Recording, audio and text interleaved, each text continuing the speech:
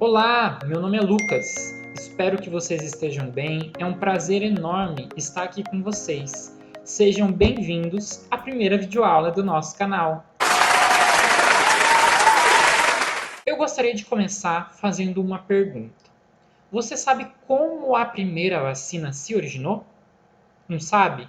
Não tem problema, que na videoaula de hoje eu vou explicar um pouquinho de como isso aconteceu.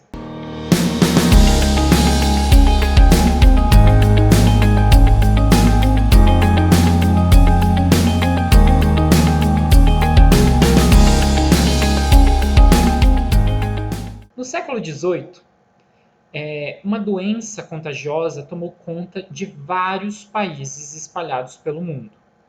Essa doença ela é conhecida até hoje como varíola. A varíola ela é marcada principalmente, né, ela é caracterizada principalmente pelo aparecimento de bolhas, feridas por toda a pele do corpo. Tanto os animais, como por exemplo os bovinos, né, que é muito frequente, como os seres humanos, podem contrair a varíola. Por séculos, essa doença, principalmente a varíola humana, que é a forma mais agressiva da doença, ficou conhecida como uma das mais temíveis pragas que assombraram a humanidade, chegando a matar 30% dos infectados. Mas um fato muito interessante é que as pessoas que contraíam a varíola e que sobreviviam à doença nunca mais se contaminavam. Essa observação levou a uma prática chamada de variolização, que ficou conhecida, né, na Ásia e na China há centenas de séculos atrás, mas que só foi popularizada na Europa no final do século XX. Mas, Lucas, o que é a variolização? A variolização era uma forma de se provocar a infecção da varíola, porém de maneira mais controlada. Como isso acontecia? Eram retiradas partes secas das feridas ou então o pus, né, dessas bolhas das pessoas infectadas. Esse material, então, ele era ou inalado ou inoculado, injetado em pessoas saudáveis. As pessoas que recebiam esse material, elas desenvolviam a forma leve da doença, né, e ficando aí imunes da forma agressiva. Essa prática chegou aí a matar somente 2% das pessoas. No entanto, esse mecanismo, né, de variolização, ele é muito arriscado, porque poderia aumentar ali o número de casos, né, e intensificar a epidemia da varíola. Mas, ainda no final do século XVIII, um médico inglês chamado Edward Jenner, ele observou que as pessoas que ordenhavam, né, que retiravam o leite das vacas contaminadas com varíola bovina e que se contraíam, né, a doença, mas que sobreviviam, essas pessoas elas nunca mais se contaminavam nem com a varíola bovina, nem com a varíola humana. Com base nessa observação, Jenner, em 1796, ele aplicou a primeira dose do que ele chamou de vacina em um menino de 8 anos de idade. Mas do que consistia essa vacina? Essa vacina ela era a inoculação do pus que era retirado dessas pessoas que ordenhavam as vacas contaminadas com varíola bovina. E esse pus retirado das feridas dessas pessoas, ele era inoculado em cortes feitos na pele das pessoas, nesse caso na pele do menino.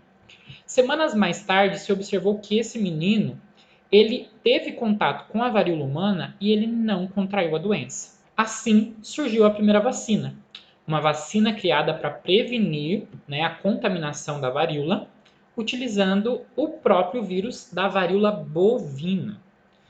A palavra vacina, ela tem origem, então, do latim vaca, que significa isso mesmo, vaca. Depois de ter sido testada em várias pessoas, né, e ter tido um sucesso nisso, esse método ele foi implantado oficialmente como uma forma de prevenir a varíola na Inglaterra. No início do século XIX, diversos países da Europa começaram então a tornar obrigatório a vacina contra a varíola. Essa técnica de vacinação, né, contra outras doenças, ela só começou a ser testada cerca de 100 anos depois, em 1881, por um cientista chamado Louis Pasteur. Pasteur foi o primeiro cientista a explicar o papel dos micro-organismos na transmissão das infecções.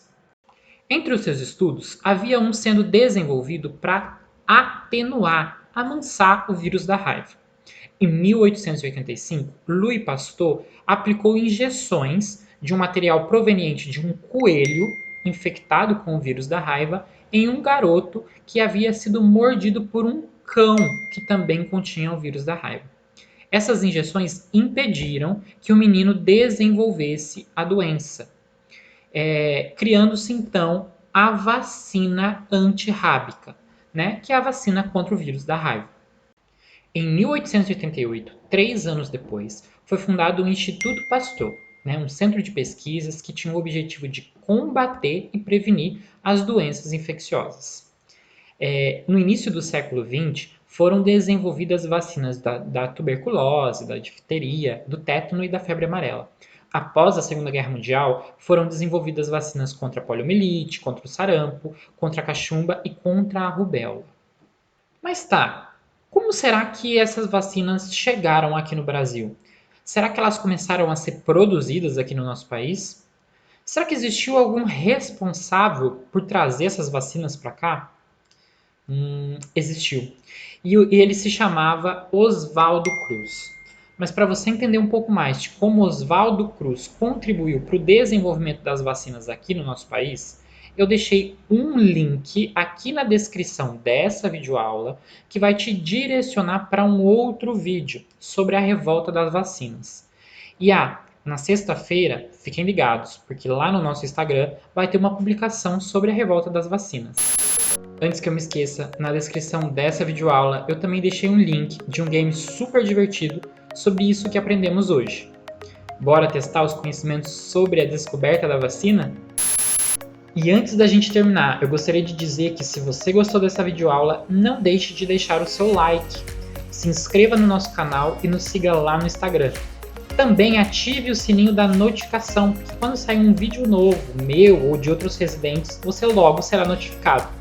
Por hoje é só, pessoal. Espero que vocês tenham gostado. Foi um prazer estar aqui com vocês e em breve teremos mais novidades. Fiquem ligados.